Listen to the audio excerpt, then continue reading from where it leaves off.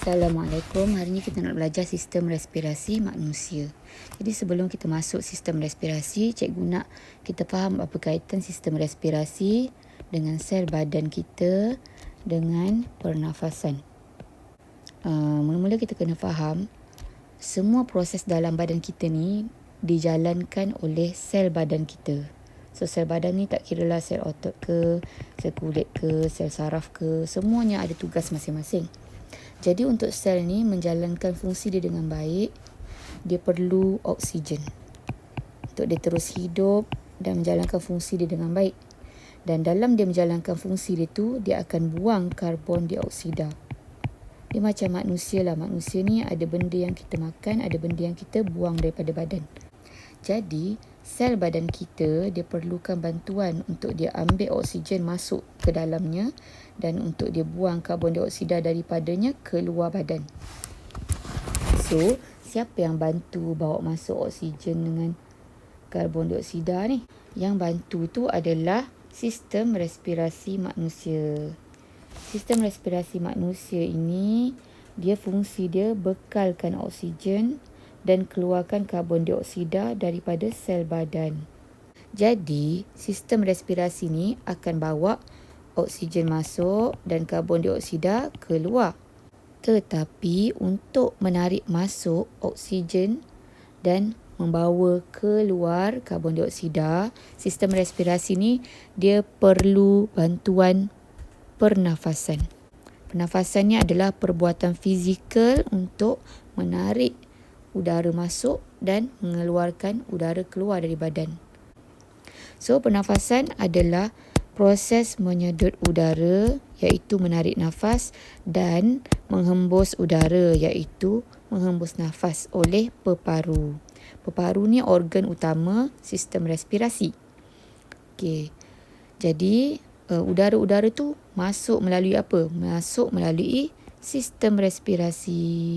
Perbuatan memasukkan udara dalam sistem respirasi tu pernafasan namanya. Okey, saya harap clear. Jadi sekarang kita akan masuk bahagian-bahagian sistem respirasi. Kita ada lubang hidung, rongga hidung. Okey, kita ada pharynx iaitu penghubung rongga hidung dan rongga mulut. Kita ada larynx peti suara. Kita ada trachea. Kita ada bronchus iaitu cabang trachea. Kita ada bronchiole iaitu cabang bronchus. Dan kita ada alveolus iaitu pundi udara. Jadi, udara yang masuk tu bila kita tarik nafas, dia akan melalui sistem respirasi. Masuk begini sampailah ke alveolus sebelum dia pergi ke sistem aliran darah, sebelum dia pergi ke sel. Sebab yang perlukan oksigen adalah sel badan. Yang buang karbon dioksida pun sel badan. Okey. So, ada lagi bahagian lain iaitu peparu, kanan dan kiri, diafragma, pemisah antara sistem penghadaman dan sistem respirasi. Kita ada ni sangkar rusuk dan kita ada otot interkosta. Jadi ini kalau ni sangkar rusuk,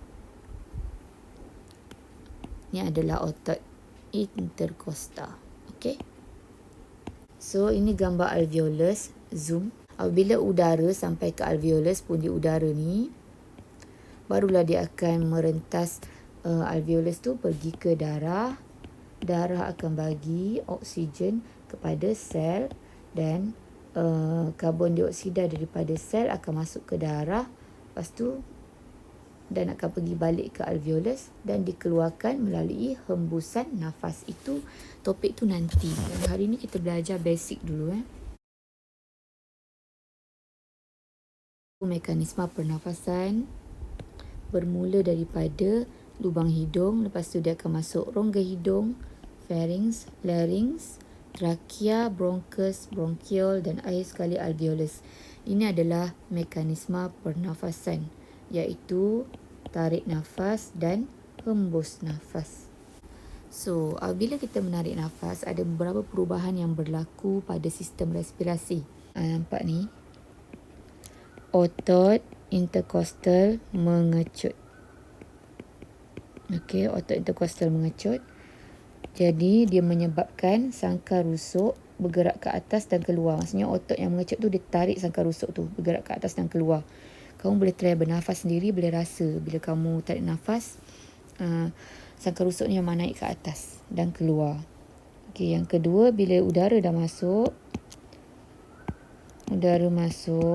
sepadu rongga toraks dia jadi bertambah lah.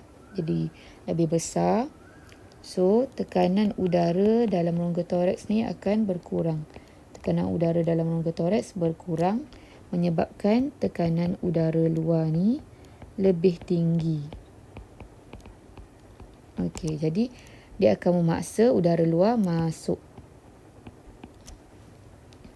Okey, ingat kalau isi padu tu semakin besar, maka tekanan udara akan berkurang. Kalau isi padu tu kecil, maksudnya ruang sempit, okey, tekanan udara akan bertambah.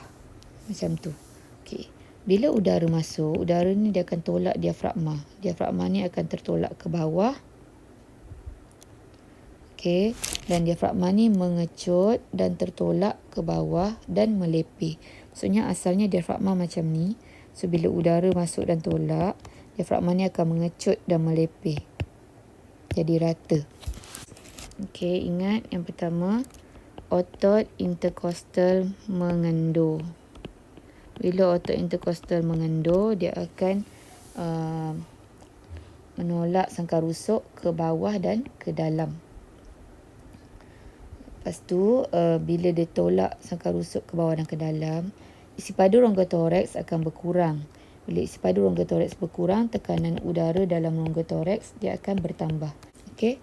Jadi bila tekanan udara bertambah, dia akan tolak udara keluar.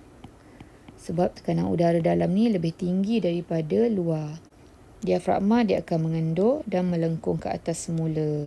Perbezaan antara kandungan udara sedutan dengan udara hembusan. Semasa tarik nafas, iaitu udara sedutan, kandungan oksigen lebih tinggi dalam udara sedutan. Tapi bila hembus, kandungan oksigen menjadi lebih rendah kerana sel ambil oksigen.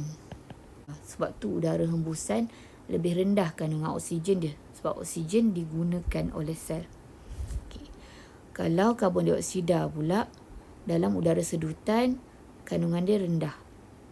Tapi bila hembus, kandungan dia lebih tinggi sebab dia bawa keluar sekali karbon dioksida yang dibuang oleh sel. Keluar melalui hembusan nafas. Okey, itu saja untuk kali ini. Terima kasih.